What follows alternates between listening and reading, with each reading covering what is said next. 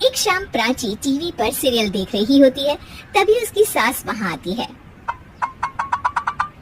अरे सीरियल में तो ऐसे मग्न है जैसे आज रात का खाना पड़ोसी आकर बनाएंगे। मुझे पता ही नहीं था आपने अपने बेटे की शादी पड़ोस में भी की हुई है।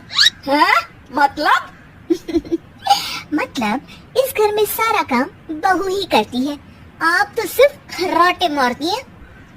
अच्छा जी, फिलहाल तो तुम आराम फरमा रही हो, चलो जाओ, ये मेरे टीवी देखने का समय है। इसीलिए मुझे भगाया जा रहा है। सॉरी, अब तो बिल्कुल नहीं जाऊंगी।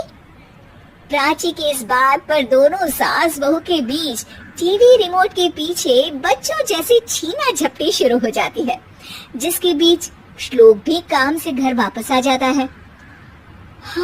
आज मेरी चूहे बिल्ली की जोड़ी किस बात पर झगड़ रही है? अरे तेरी बीवी मुझे टीवी नहीं देखने दे रही।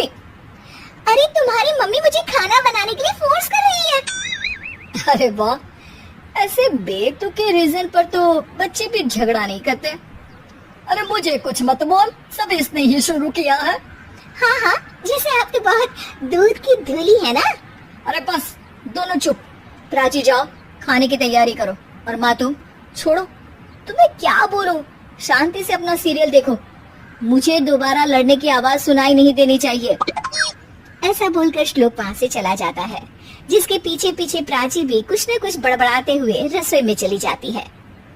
हाँ, सासू जी को तो कुछ बोलेंगे ही नहीं, बस मुझ पर ही हुक्म चलता है, खाना बनाओ, जैसे मैं इनके घर में खाना बनाने के लिए आई हूँ।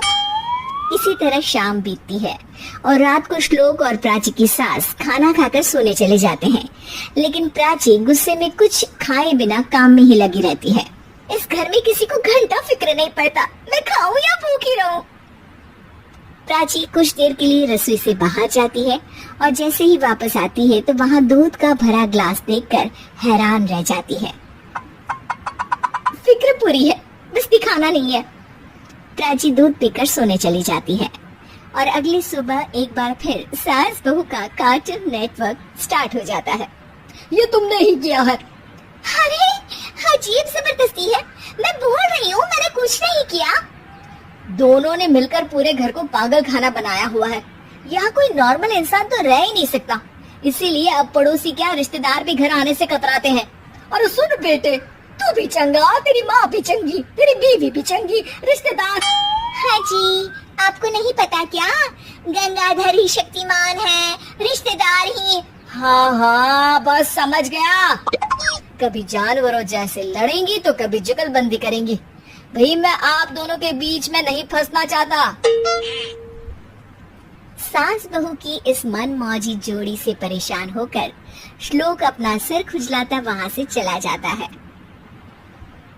चलो अब मैं भी कीर्तन में जा रही हूँ। इस पर जैसे ही सास कमरे में अपना पर्स लेने जाती है तो वहाँ नाश्ते की प्लेट रखी देख मुस्कुराने लगती है और नाश्ता करके घर से बाहर निकलते हुए कुछ पैसे टेबल पर रख जाती है, जिसके कुछ देर बाद सिलेंडर वाला घर आता है। उमरी मैया, मैं सिलेंडर के बारे में तो बिल्कुल भूल ही गई थी। घर खर्च के सारे पैसे भी मम्मी के पास है और श्लोक से बोला तो उल्टा 4 बात सुनाएंगे। प्राची ये सोच ही रही होती है कि अचानक उसका चेहरा चमक उठता है और वो घर में आकर इधर उधर देखने लगती है। तभी उसकी नजर टेबल पर रखे पैसों पर पड़ती है, जिन्हें वो सिलेंडर वाले को दे देती है। ये सब श्लोक देख लेता है।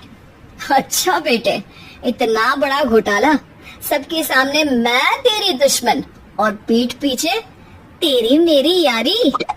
इस पर श्लोक एक प्लान बनाता है और शाम को सब एक साथ बैठे होने पर बोलने लगता है।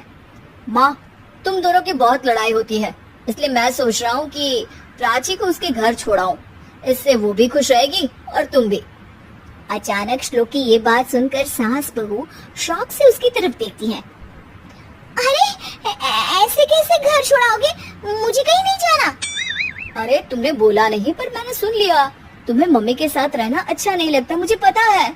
अरे वो अरे, जब बहू खुद कुछ काम बोले तो वो तुझे सुनता नहीं, और अब जो इसने बोला ही नहीं वो तू समझ गया। जब उसे नहीं जाना तो फिर जबरदस्ती क्यों कर रहा है? अच्छा, फिर आपको मौसी के घर छोड़ाता हूँ, बस अब आप दोनों एक घर में एक छत के नीचे नहीं रह सकती। मैं इस टॉम एंड जेरी की जोड़ी को और नहीं झेल सकता। हैं? ऐसे कैसे नहीं रह सकते? तुम्हें इतनी दिक्कत है तो तुम्हारा बोरिया बिस्तर पैक कर देती हूँ, लेकिन मम्मी जी कहीं नहीं जाएंगी। बिल्कुल यही सुनना था मुझे। अगर दोनों में इतना ही प्यार है फिर हर वक्त ये लड़ाई का नाटक क्यों करती हो? देखा मैंने कैसे माँ किचन में दूध रखती है और तुम उनके लिए कमरे में नाश्ता रखती हो, और कैसे वो पहले ही तुम्हारी दिक्कत समझकर घर में पैसे रखकर बाहर जाती है। अरे भाई, इतना ड्रामा तो डेली सोप में भी नहीं होता जितना तुम दोनों ने इस घर में फैलाया हुआ है। तू हमें टॉम एंड जेरी बोलता है ना, तो याद कर वो दोनों भी एक दूसरे को बाहर वालों की बुरी नजर से बचाने के लिए हमेशा सबके सामने लड़ते थे, लेकिन अकेले में दिक्कत के समय मदद भी तो करते थे। बस हमारा रिश्ता भी कुछ ऐसा ही है। और वैसे भी अगर सास बहू में तू मैं नहीं होती तो दुनिया वालों को कहानियां कैसे मिलेंगी?